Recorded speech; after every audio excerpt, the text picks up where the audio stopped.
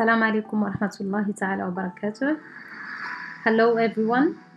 Welcome again to the second episode on my lessons on English language teaching, approaches and methods.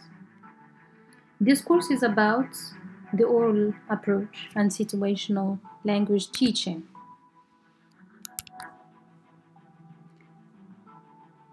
So as we have seen together in the previous sessions, grammar translation method and also the direct method. So we have said that these two methods, or in general, language teaching in the 20th century is characterized or was characterized by frequent change. So there was a frequent change. There were so many innovations and developments. And these developments, in many times, they appear as competing each other and challenging each other. In fact, the same we are going to see it today with the oral approach and situational language teaching. Today we are going to be introduced to a teaching method which came as a reaction, in fact. It came as a reaction to the grammar translation method, and also it came to make up for the flaws of the direct method.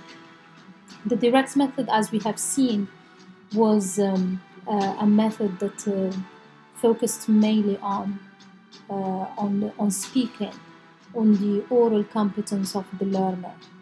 And with the situational language teaching, especially with the establishment of this method by linguists, we are going to see that that a lot has changed, especially with the introduction of linguistics into the field of applied linguistics, into the field of teaching and learning languages.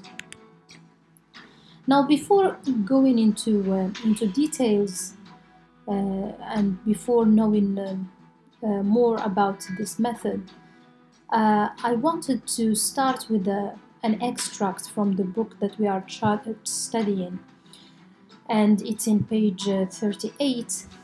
If you look at this extract, we are going to understand a little bit about the background of this method. How did it came about? How did it emerge? So I would like to start reading on this, and then at the same time I will explain some of the major properties of this method. So Palmer, Hornby, and other British applied linguists from the 1920s onward developed an approach to methodology that involved systematic principles of selection. And selection, by this we mean the procedures by which lexical and grammatical content was chosen. Now, if you look at the principle of gradation also, it means principles by which the organization and sequencing of content were determined, and presentation techniques used for presentation and practice of items in a course. Although Palmer, Hornby, and other British and other English teaching specialists had differing views on the specific procedures to be used in teaching English, their general principles were referred to as the oral approach to language teaching. This was not to be confused with the direct method, which, although it used oral procedures, it lacked a systematic basis in applied linguistics theory and practice. From what has been said in this paragraph, it's clear that we see this kind of tension. We see this kind of tension, this kind of challenge that the oral approach and situational language teaching has brought into the literature of teaching methodologies.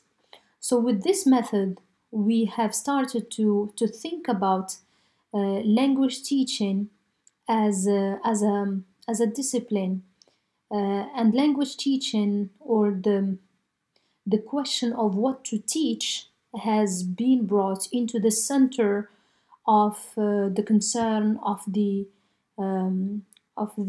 scholars.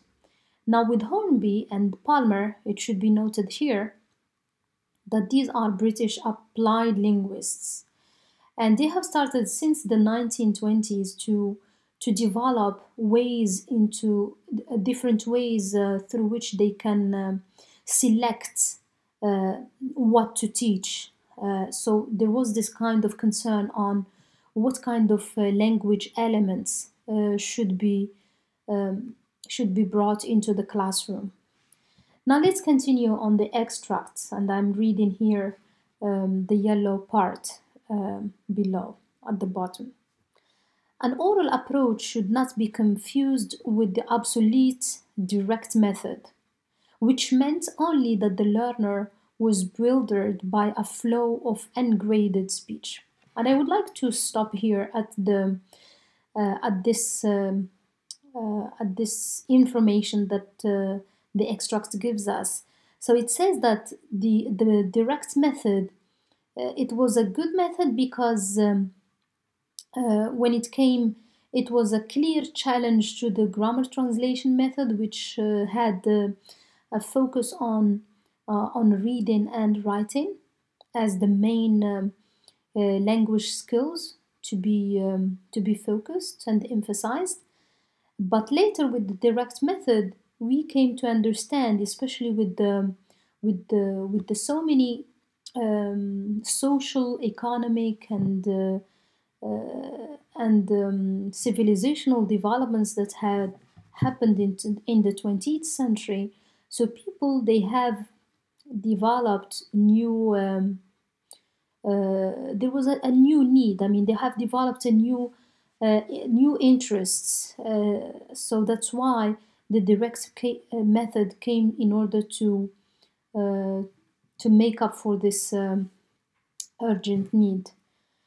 But even though it has a specific focus on the oral competency, on the spoken skills of the learner, but everything that was provided by the direct method, the teaching material, the teaching content, or the content was ungraded speech, which means that there was no care about how we are going to select the teaching material that we are going to give to the students in order to learn.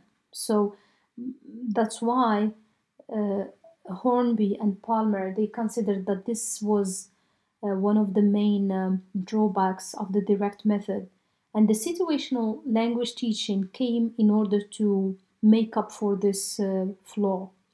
So that's why we say that it's a systematic, it has a systematic basis.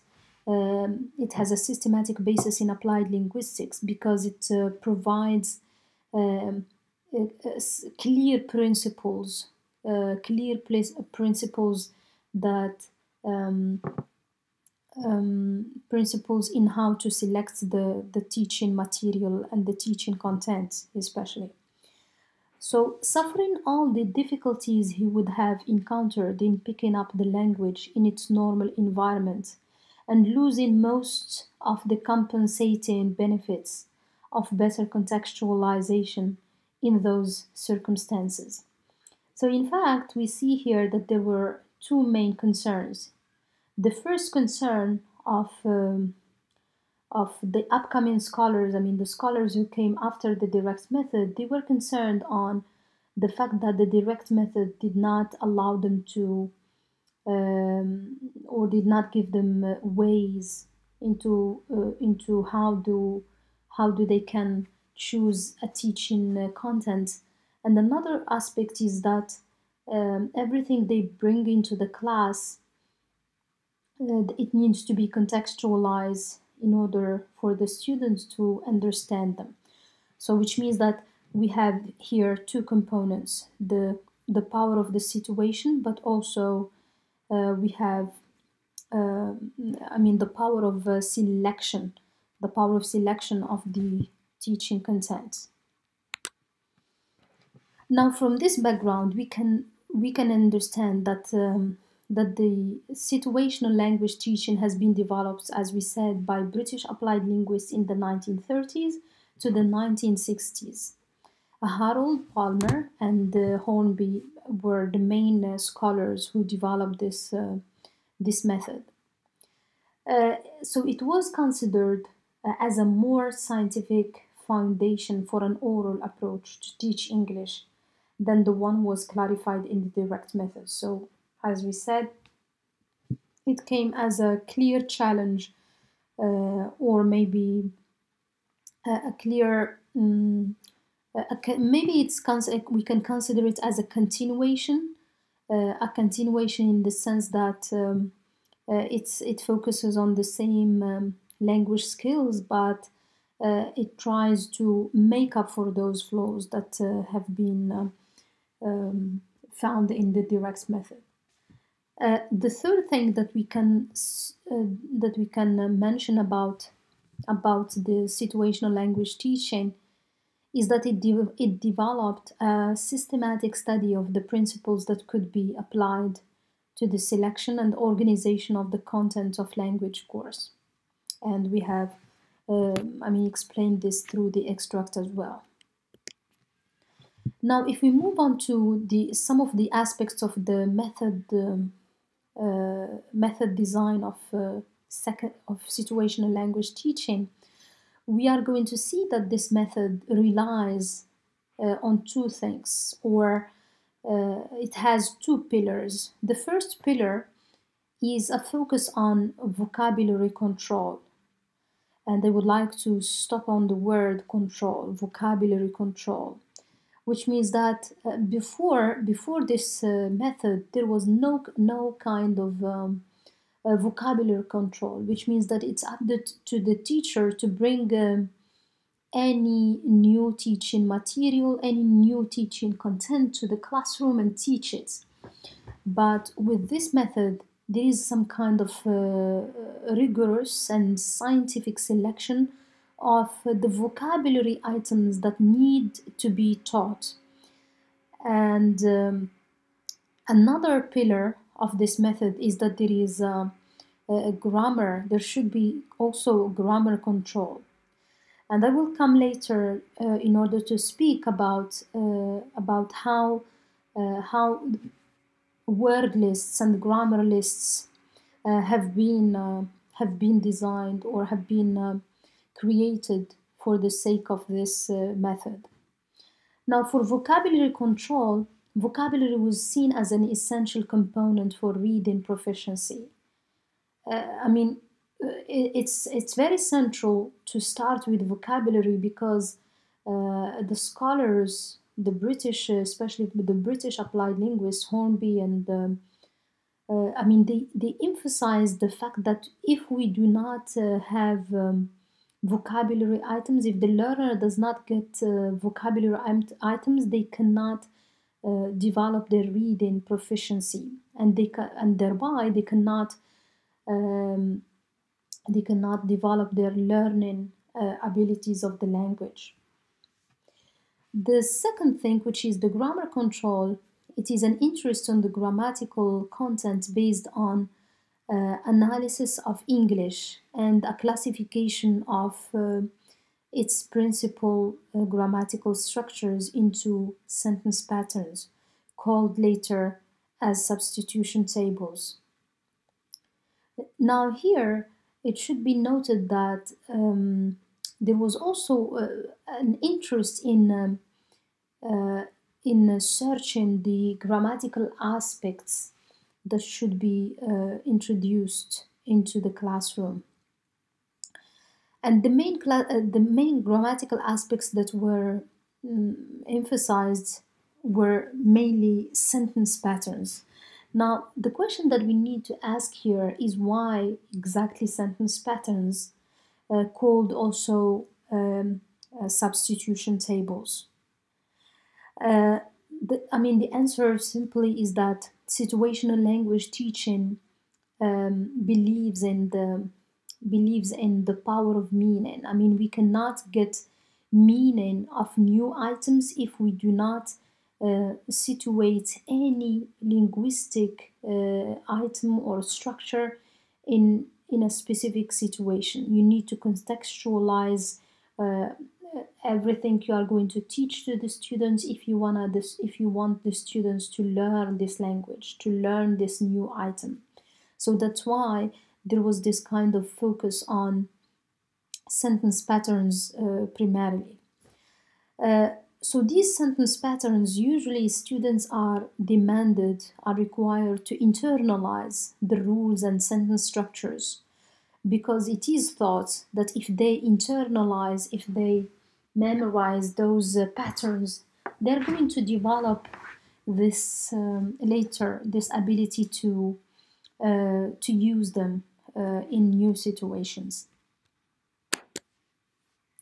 Now here I'm providing an example of the structural syllabus, or examples of the sentence patterns that were very famous, especially in this kind of teaching method, which is the situational language teaching. So sentence patterns like, for example, this is my pen, this is my pencil, this is my book, this is my bag.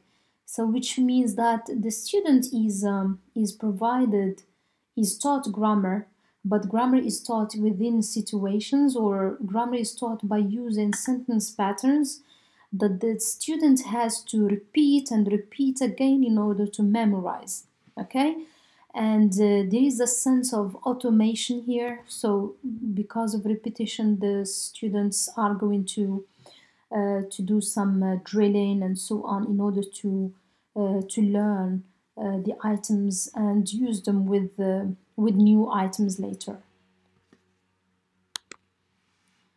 Okay, now we're going to move to approach.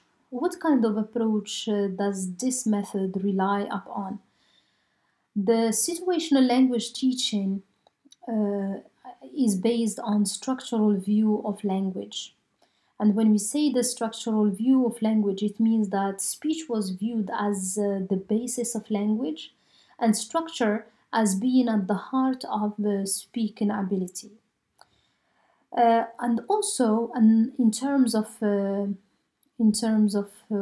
theories of language learning, it is based on behaviorism, addressing more the processes than the conditions of learning. And I would like to stop here at the fact that behaviorism, for example, and if you remember, we said something about the different teaching methodologies that have been developed. We categorize them usually into they are either process oriented or condition oriented. Now, when we speak about behaviorism, conditioning and automation and repetition and drilling and so on, and considering language itself as a behavior, and because you consider it as a behavior, you ask the student to repeat and repeat again, and you think that this is the best way that students can develop their learning of the language.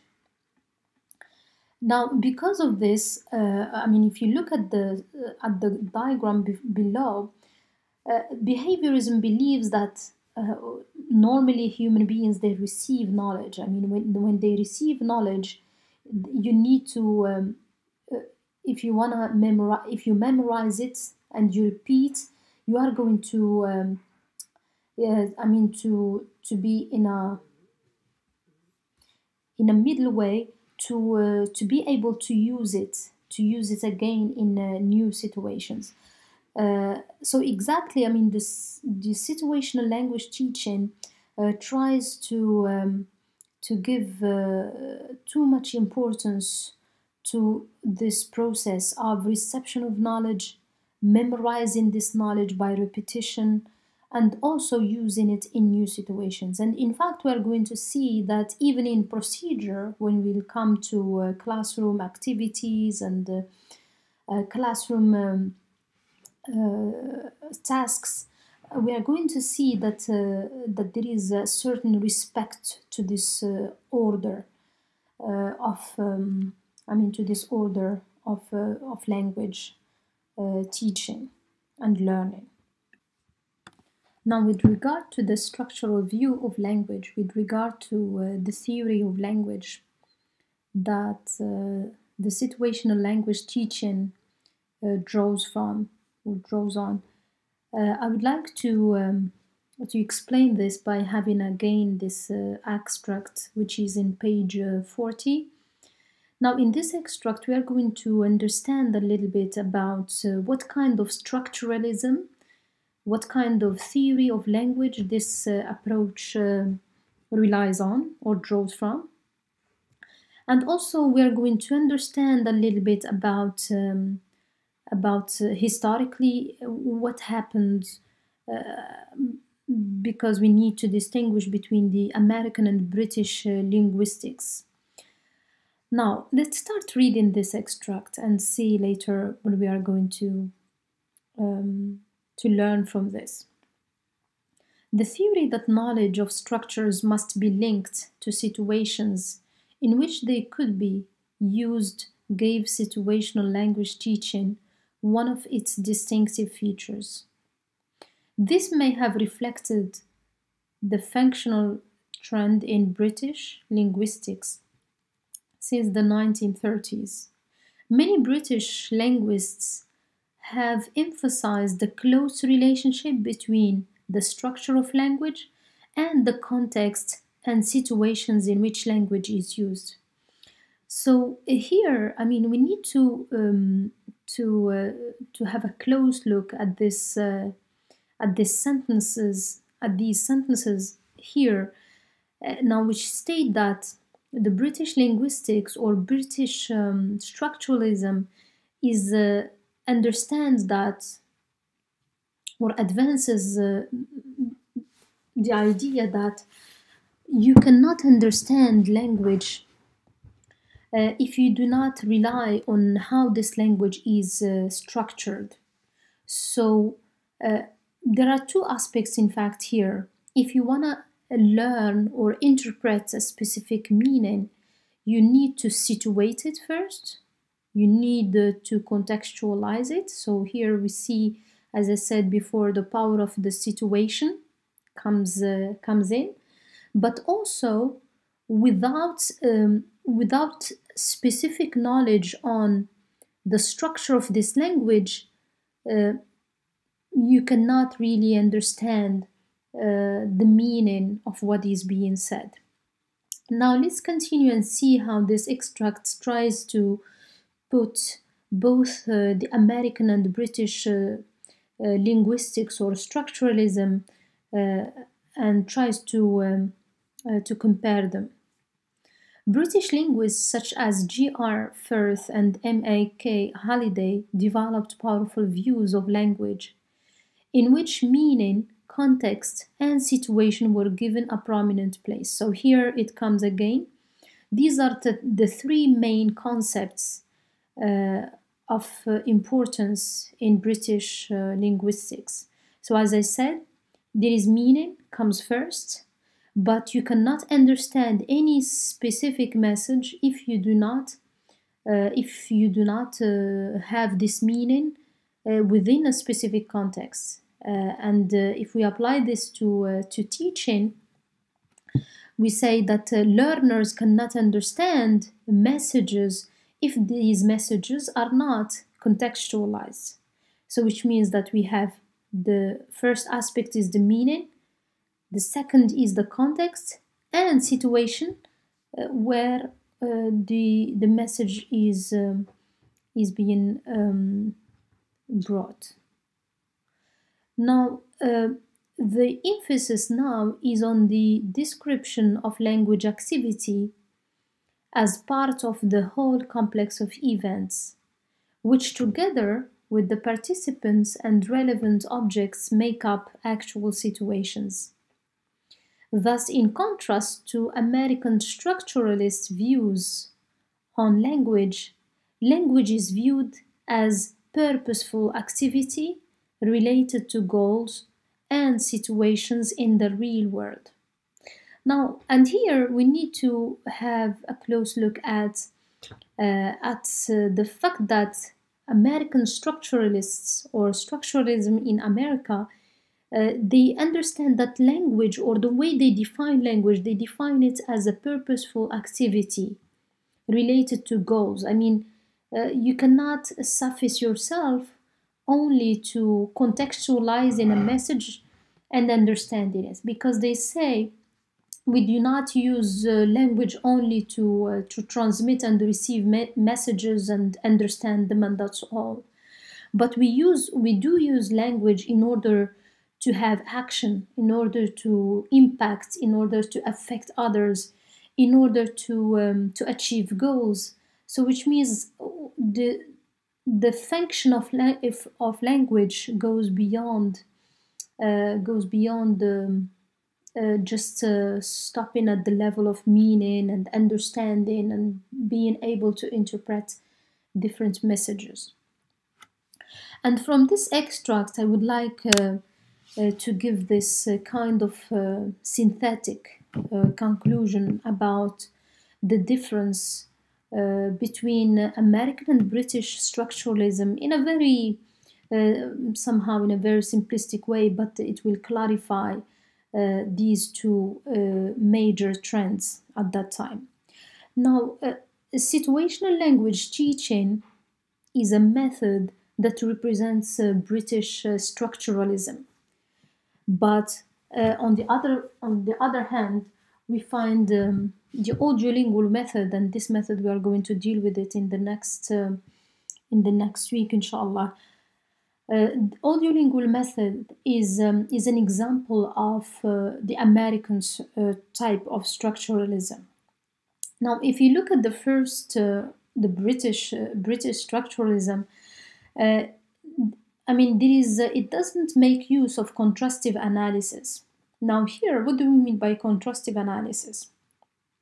British structuralism does not bring into the teaching and learning process considerations of the L1 of the learner. I mean, it doesn't consider whether the L1 of the learner impedes or help the learning process of the learner. But on the other hand, we find that American structuralists, they have given too much care about how does the L1 of the learner affect either positively or negatively the learning of an L2 or a foreign language. So this is one of the major differences then between British and American structuralism. Now the second point of difference between both is that the notion of situation is emphasized as late as a purposeful activity related to goals and situation in real world. But on the other hand, we find that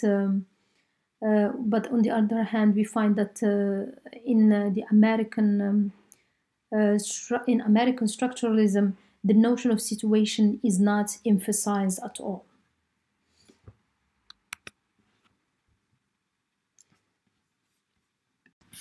Okay, so let's move on now to a diagram which shows synthetically the theory of learning, or theories of learning, that the situational language teaching relies on. Now, I would like you to look at these different four aspects. Now, if we start with the first aspect, the theories of that this method SLT is based on, it is based on, first of all, a process-oriented learning, which means that it draws from educational psychology, from a theory of language learning, which tries to answer the question, how do we learn? Not in which context do we learn? Which means that these theories are primarily oriented, process-oriented, and not condition-oriented. As we have seen together in the class, we said that condition-oriented theories, these are theories major which are humanistic, which look into the human rights of learning and how does the learner learns, What kind of psychology do they have when they do this? What can we do about the teaching methodologies in order to help them learn better? So this is not SLT. So SLT is a process-oriented learning method, and also it is a behavioristic habit learning. And when I say behavioristic habit learning, it means that it's based on repetition and so on, all what we have said about behaviorist school. But what is interesting here is that because it is behavioristic, there is too much concern about accuracy, about being correct. Correct speech habits, because it tries to teach the students from the very beginning to be accurate. And we are going to see later in the procedure, and especially with the teacher roles, that how this will demonstrate itself in the procedure. Then the third aspect is that this theory has a deductive approach to grammar, which means that on the contrary to the first, to the grammar translation method, which is deductive, this one is inductive. Normally, it's inductive approach to grammar, not deductive. So which means that there is no explanation, but only demonstration by using the situation. And also it means that it's up to the student to induce, to learn, to get the point from the presentation that the teacher makes. Now, the last aspect in theory of learning is that generalization of learned items to new situation. And we saw this just briefly in the previous slide, which means that it relies on repetition, but also it relies on the concept of generalization. Students are taught in order to have, taught new things and are required to memorize them, but later they are required to retrieve that learned item in different new situations. Now let's move on to the main characteristics of oral approach. I'm sure I'm so much happy with the presentations that so many students have done their presentations. They have audio taped videos and so on. I mean, I'm very glad that you are very active and dynamic, and you have studied so much. I've already seen various presentations on this one, but just this is a reminder for you and for other people who didn't maybe have the chance to go in detail into the properties of this method. Now, we said that it includes the following principles. Language learning is a habit formation, and we explained that it's behaviorist. It draws from the behaviorist school. Another principle is that speech first, then reading comes and later. Reading and writing comes later.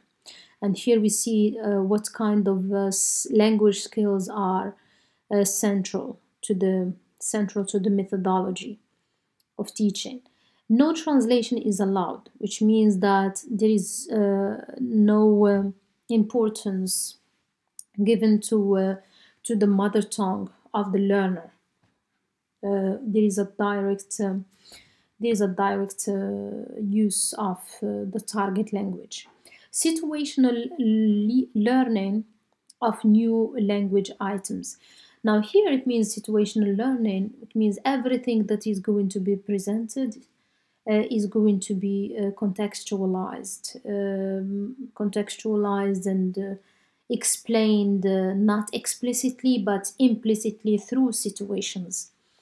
And also the another principle is that vocabulary and grammar selection and gradation is used. The meanings of words can be learned only in context, which means that there is no kind of explicit explanation of grammar or vocabulary items, but students are going to understand, to interpret the meaning of the new items via the context where they are introduced. And mistakes are bad and should be avoided as they make bad habits.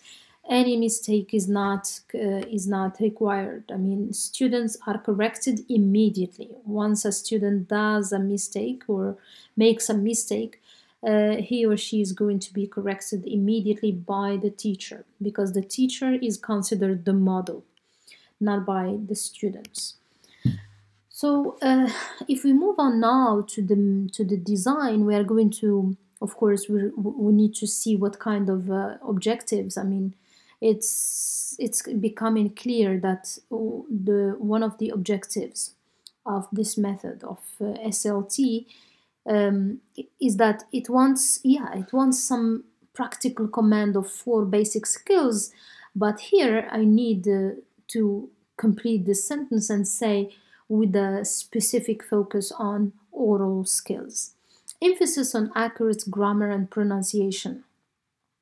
Errors are not allowed and should be corrected. Automatic control of basic sentence patterns is fundamental for reading and writing.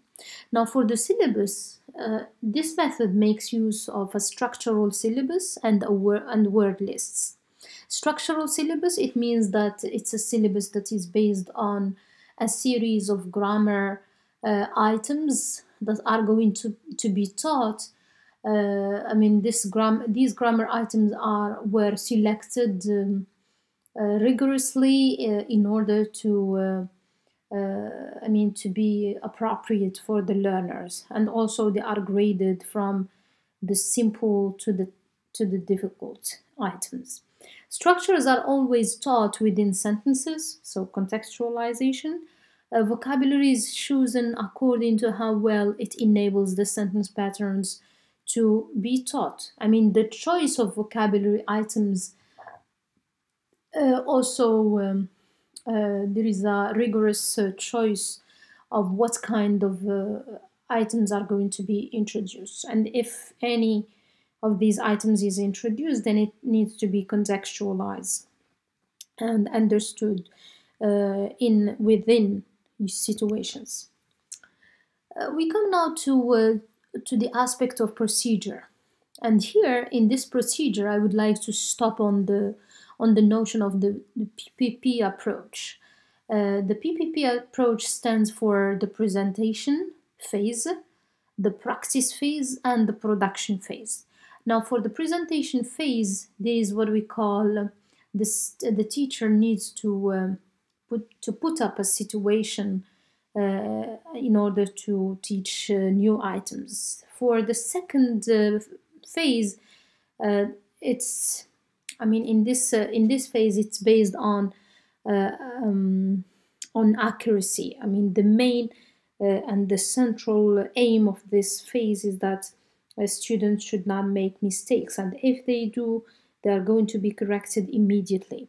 And the last, which is production phase, the students are called upon in order to use the sentence patterns, to use the new structure that they have learned, to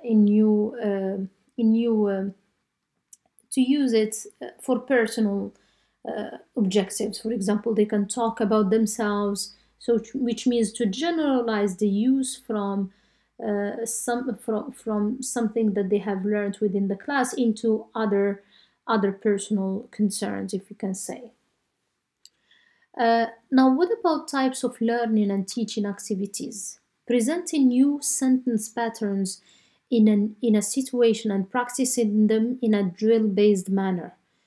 So when students are doing drilling, they need to do what we call chorus repetition. And chorus repetition, which means class repetition, everybody is repeating, besides individual repetition as well.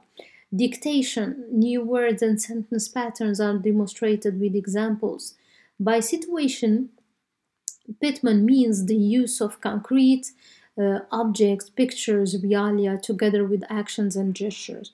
Now, you remember I've just said that there is no explanation of anything because situational language teaching does not is all about situating the learning, situating the learning that is going to happen, which means that the the teacher is not supposed to use the mother tongue in order to say it literally to the students and explicitly to the students, and also is not required to explain.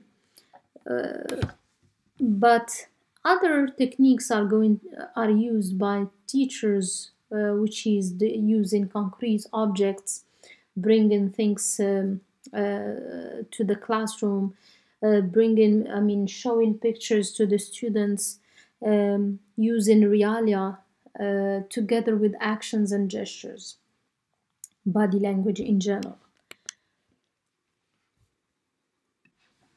We come now to the point of the teacher roles.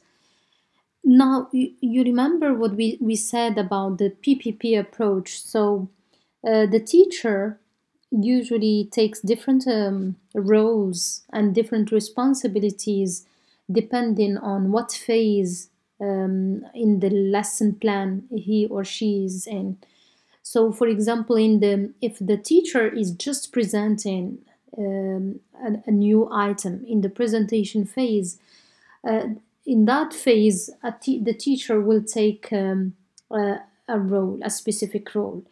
In the production phase, the teacher takes a different role.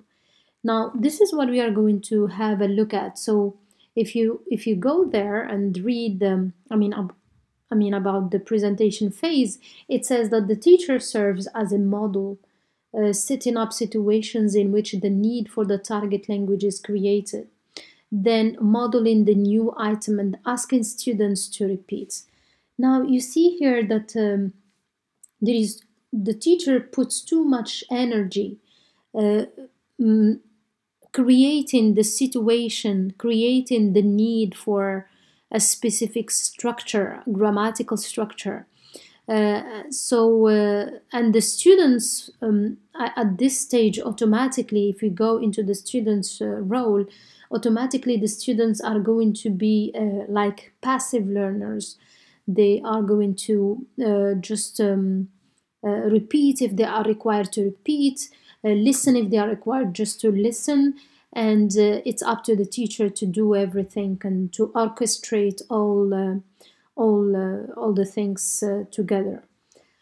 Now, in the second phase, which is the practice phase, at that specific stage, the teacher takes different responsibilities, which means that there is the focus here is on the accuracy of the students.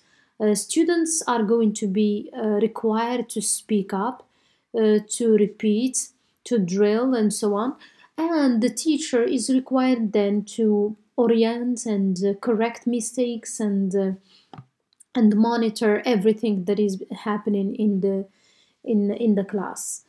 The last phase is what we call the production phase. The production phase where the students are going or are demanded to generalize the use of the structure or the use of the new item. To generalize this into new situations. Now, in this case, the teacher is going to be is going to command, to ask too many questions to the students, to encourage them to elicit the correct sentences from the learners. So it's somehow the teacher is in control, but also the students at this stage, they initiate responses, they can ask each other, they can speak up and say what they want. But in a limited way. Now, if we go on to the role of instructional material, The textbook contains organized lessons planned about different grammatical structures.